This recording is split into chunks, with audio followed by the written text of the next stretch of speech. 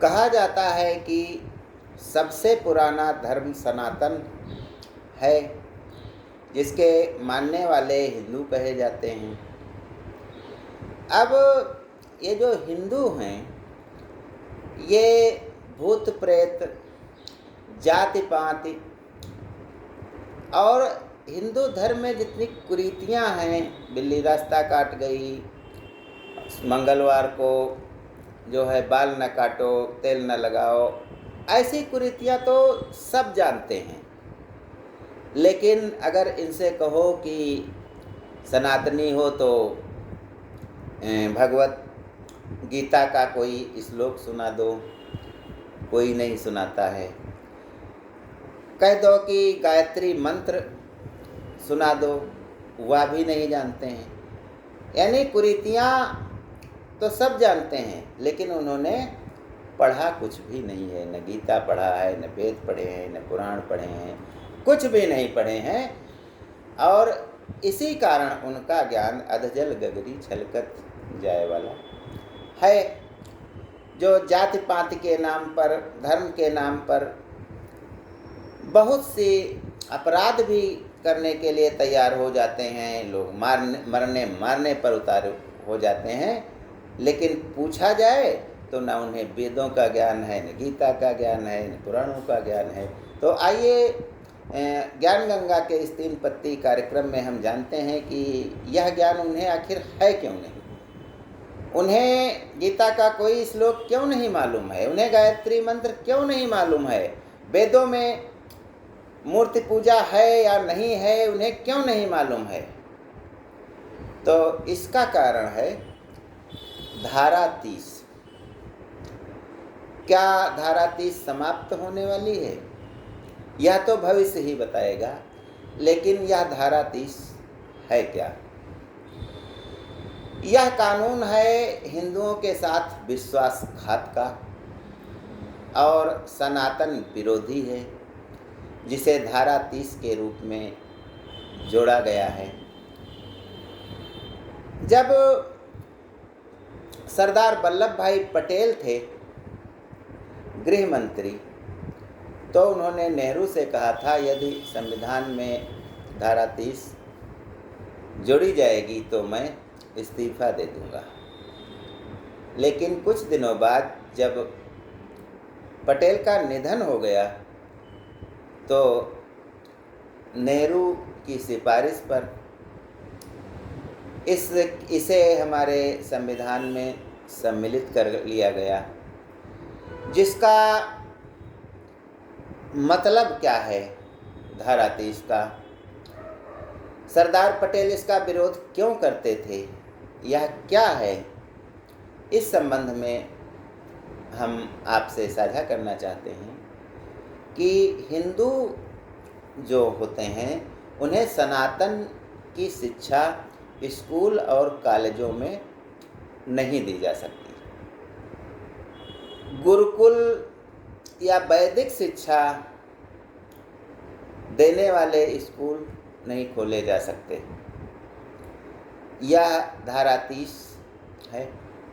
इसके अतिरिक्त मुस्लिम और ईसाई धर्म की शिक्षा के लिए मदरसे और ईसाई कॉन्वेंट स्कूल तो चलाए जा सकते हैं, लेकिन हिंदू धर्म में वैदिक शिक्षा, गुरुकुल शिक्षा, इसे स्कूल कॉलेजों में नहीं दिया जा सकता। इसका यदि कोई उल्लंघन करता पाया जाएगा तो उसे दंडित किया जाएगा। मस्जिदों में, चर्च में और जो भी अन्य धर्म के पूजा स्थल हैं, उनमें जो दान का पैसा आता है वह सरकार नहीं लेती है। उसका उपयोग धर्मावलंबियों, संबंधित धर्मावलंबियों की सुख सुविधा के लिए खर्च किया जाता है। धर्मांतरण में भी उसका उपयोग किया जाता है। लेकिन हिंदू मंदिरों से आने वाला जो धन है उस पर सरकार का नियंत्रण होता है। इसीलिए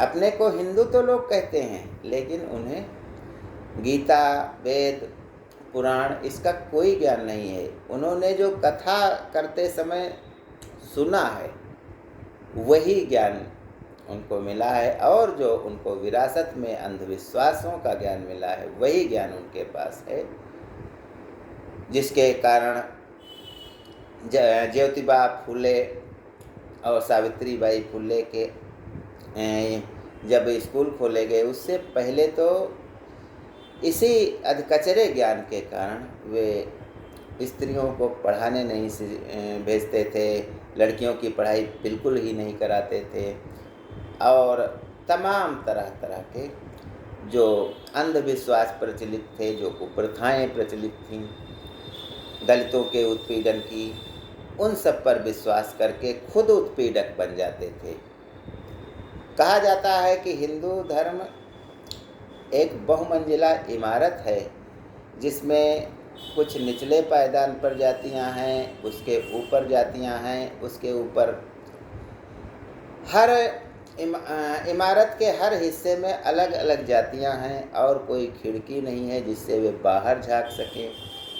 ऊपर वाली समझती हैं कि हम बहुत ऊंचे हैं खानदान के, नीचे वाली अपने से नीचे वालों को दबाते हैं, उन्हें परेशान करते हैं। समय समय पर ऐसी घटनाएं भी हमें दिखाई देती हैं, कहीं घोड़ी पर चढ़ने से किसी को रोका जाता है, कहीं मूछ रखने से किसी को रोका जाता है, और भविष्य में यदि हम देखें तो जूता चप्पल पहनने से भी किसी को रोका जाता है।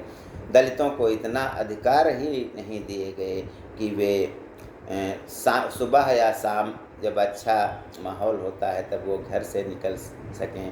उन्हें तो निकलने के लिए दोपहर और रात का समय निर्धारित किया गया, जबकि सेवाएं इन्हीं की लेकर के हम उच्च वर्ग जीता रहा है।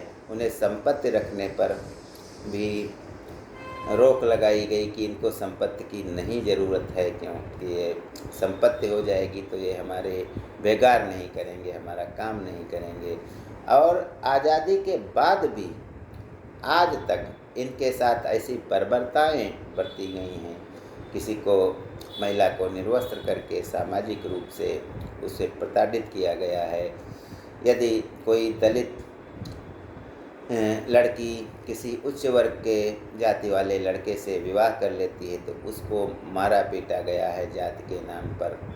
तो ऐसी घटनाएं आए दिन होती रहती हैं। तो इसका मतलब यही है कि हमने न तो वेदों को पढ़ा है, न तो पुराणों को पढ़ा है, न तो गीता का ज्ञान लिया है, न उपनिषदों का ज्ञान लिया है। और ऐसा क्यों हमारे साथ को भेदभाव किया गया? क्योंकि संविधान में धारा 30 जोड़कर ऐसा किया गया था। ज्ञान गंगा में बस आज इतना ही। जय हिंद, जय भारत।